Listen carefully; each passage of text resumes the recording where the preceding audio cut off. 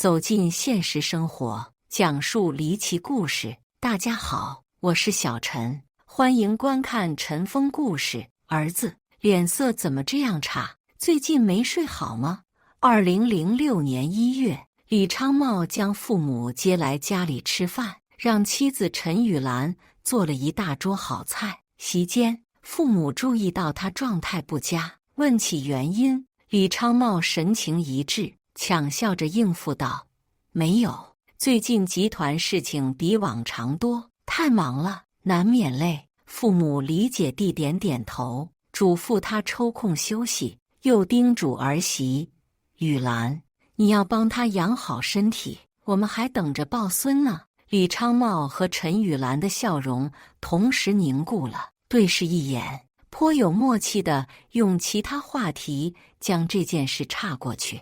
好在老两口没有继续追问，这顿饭有惊无险地吃完。饭后，李家二老看儿媳来回不停忙碌，擦桌子、洗碗、拖地，由不得感叹：这个儿媳当真不错，表现无可挑剔，温柔贤惠。将来夫妻俩若是给他们生个孙女，像陈雨兰这样漂亮也好。时年30岁的陈雨兰，婚前就是个远近闻名的美人。她身形修长，容颜娇媚，有几分像古画里的仕女。不过陈家家境比较普通。陈雨兰卫校毕业后进入河南某医院当妇产科护士。李昌茂偶然通过朋友认识了她，第一眼便深深惊艳，积极追求。这是最让李家二老意外的地方。尽管在外人看来，他们的儿子李昌茂绝对算成功人士，集团副经理，收入高，有房有车，想找什么样的女子都很容易。但有一点很奇怪，早年李昌茂对身边女子态度很平淡，父母催他结婚，他老拿各种理由推脱。过了30岁，他还不急不慢，父母哪能不操心，险些怀疑李昌茂的取向。这关头，李昌茂竟然被陈雨兰打动，一反常态主动出击，二老高兴坏了。陈雨兰性情好，长得美，工作也过得去，陈家条件差点无伤大雅，李昌茂肯成家就行。李昌茂成熟稳重，陈雨兰颇为中意，两人交往一段时间就谈婚论嫁。2000年，在亲友见证下举行婚礼，郎才女貌，宾客纷纷祝福，觉得他们如此般配，必定白头偕老，幸福美满。谁知结婚几年，夫妻竟还没个孩子。李家父母难免着急，催也催过，问也问过，甚至委婉探听是不是他们某一方身体有问题。结果陈雨兰和李昌茂都否认，称去医院做过检查，双方都很正常。医生表示或许压力大不容易怀孕，没准放松下来一下就有了。儿子儿媳这样说，二老只得按捺催促的心思，顺其自然，免得反而影响小两口的感情。不想就在他们渴求抱孙时，奇怪的状况接二连三发生。2006年春节期间，一向感情好的李昌茂与陈雨兰竟然大吵几场。问起原因，谁都不肯细说。李昌茂向来报喜不报忧的，回老家吃饭也提到他连续数日睡不好，但只要妻子拿个怀表给他催眠，他就会犯困，睡得比较香。李家二老觉得这是儿媳当护士懂得多的缘故，并没怎么往心里去。谁知短短1月后，噩耗忽然传到他们耳中。2月9日上午，陈雨兰哭着打电话过来：“爸妈，不好了，昌茂他半夜投湖自尽了。”“什么？怎么可能呢？”老两口惊呆了，难以置信，叫上一些亲友，匆匆往儿子家赶。李昌茂住的是郊区独栋洋房，周围环境好，门前有湖。清早，晨练的邻居发现他的尸体，打捞出来，还在岸边李昌茂遗留的鞋子里发现一封遗书，遗书内有不少悲观的话，提及工作不顺和家庭矛盾，还告诉了父母他最难堪的秘密。看完这些，李父和李母终于明白儿子生前一直隐瞒什么，悲痛欲绝，后悔没有早点意识到问题，失控大哭。亲友纷纷安慰劝说早些操办后事。然而接下来李父李母与儿媳产生分歧，二老希望在老家给儿子寻块宝地土葬，陈雨兰坚持火化，最后还是亲戚从中调停。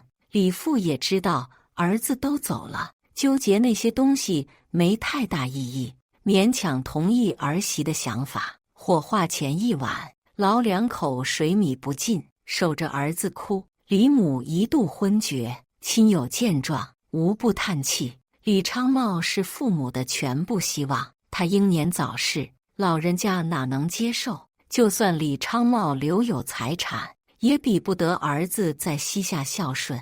大伙一边叹息，一边上前安慰，正要把李母扶回房间歇歇，李母突然睁开眼睛，儿子给我托话了。谁都觉得他是伤心过度，产生幻觉，胡言乱语。哪知李母接下来的话语惊四座：雨兰，这些年你帮昌茂隐瞒秘密真是辛苦，但昌茂才走多久，你就不伤心了？刚才你跪在那儿直打哈欠，还捂着嘴偷偷笑。陈雨兰的脸色在众人注视下渐渐发白，身体一晃，勉强维持镇定表情。妈，你在说什么？我听不懂。听不懂，没关系，我想过了。既然儿子告诉我他走得不安，还是报警查清楚比较好。李母坚持，李父自然也接受。他悄悄问妻子是不是发现什么，听完后大惊，立刻让人盯着陈雨兰，并恳求到场的警方仔细尸检，一定要查明儿子的真实死因。原来在李昌茂丧事期间，有几个邻居偷偷告诉李母，他们怀疑李昌茂之死有蹊跷，理由是事发前1月，李昌茂经常跟妻子吵架，向来对陈雨兰体贴的他，竟然气得动手打人。大家猜测，必定是陈雨兰做了对不起丈夫的事，导致李昌茂失控。再是李昌茂出事前还乐呵呵跟大家打招呼，看着一点也不悲观厌世。还有最重要的一点，李昌茂与陈雨兰最后闹矛盾时，有个经常到访李家的常客没出现过了。这位常客叫厉明，是陈雨兰所在医院的男科医生，年纪同李昌茂差不多。大概从2005年下半年开始，邻居数次看到厉明晚上拜访李昌茂夫妻。由于厉明是陈雨兰的同事，与李昌茂互相认识，联想李昌茂婚后几年没孩子，厉明又是某领域的专业人士，大伙自然觉得厉明是来帮忙治疗的，私下议论。直到李昌茂忽然跟陈雨兰大吵，提及厉明，似乎还指责陈雨兰跟谁关系不清楚，众人才怀疑厉明到访的真实原因。他会胆大到不顾及李昌茂在家与陈雨兰怎样吗？本来这种事情猜归猜，没证据，谁也不好多说。谁想刚吵了1个月，李昌茂就离奇去世，众多疑点加起来，邻居自然有某种猜测。李母听的几句，就没法相信看似无辜的儿媳了。那封遗书告诉他们，李昌茂存在缺陷，与陈雨兰夫妻相处很不和谐，没法满足陈雨兰要孩子的愿望，连基本的丈夫职责都实现不了。既然如此，陈雨兰会不会倒向别人呢？想到儿媳此前的表现，李母半信半疑。瞧见陈雨兰守灵时偷笑，才坚定要报案尸检。警方查验后，告诉他们一个出乎意料的事实：李昌茂根本不是溺死的，他死于淤泥阻塞呼吸道，导致机械性窒息身亡，有外力的介入，而且案发现场也就是李昌茂出事的湖边存在许多疑点，警方并未发现李昌茂赤足行走的脚印，凌乱的脚印里，通过对比，还真有属于利明的。李昌茂生前服食过一定分量的安眠药，如果他是服药后脱掉鞋子，留下遗书，走进湖中，遗体会是另一种情状。在对陈雨兰展开调查，警方从其同事处了解到，陈雨兰与利明有些关系。案发半年前，利明突然与相伴多年的妻子离婚，大伙十分惊诧。根据已有线索，警方迅速控制陈雨兰、利明，经审讯，终于揭开一起精密设计的案件真相。陈雨兰刚和李昌茂结婚时，感情尚好，面对李昌茂的有心无力，他还柔情安慰鼓励，帮他想办法解决。为此，陈雨兰假借亲戚身体有问题，找同事利明帮忙，在利明那儿拿了不少药。利明比陈雨兰大9岁，家庭安稳，可他总觉得跟漂亮的陈雨兰比起来，妻子差太远，早已惦记对方。他识破了陈雨兰的谎言，但不说破，故意借这个机会慢慢接近她。2004年某晚，趁值班的机会，利明在递给陈雨兰的水里加了点东西，得偿所愿。陈雨兰哭起来，利明急忙安慰，告诉她自己早就发现真相，李昌茂没有能力，岂不辜负她这样的美人？他早已倾心，愿意为陈雨兰鞍前马后。如果陈雨兰说出去，谁的脸面都不好看。李昌茂和陈雨兰都是爱面子的人，否则也不会把秘密守得死死的，连李家父母都不知。陈雨兰没能抵住利明的柔情攻势，慢慢接受他送的名贵礼物，与他约会。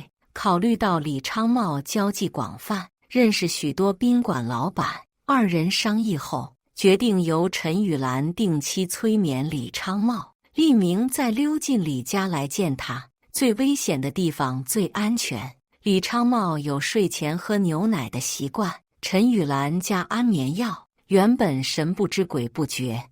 但2005年年末的一天，他偶然发现妻子手机短信有异常，顺藤摸瓜查出陈雨兰同利明的关系，夫妻大吵。陈雨兰想到利明已为自己离婚，也向李昌茂提离婚，李昌茂为面子考虑，不同意。利明急了，他早就被李家的豪华吸引，迫切希望得到李昌茂一半财产。案发前，李昌茂气急，经常殴打陈雨兰。利明趁机撺掇，让陈雨兰解决丈夫，这样两人能长相厮守，还可以轻松得到钱财。案发前1月，陈雨兰照常制造假象，催眠李昌茂，装作幡然醒悟，同利明了断的模样。李昌茂见妻子悔悟，选择原谅。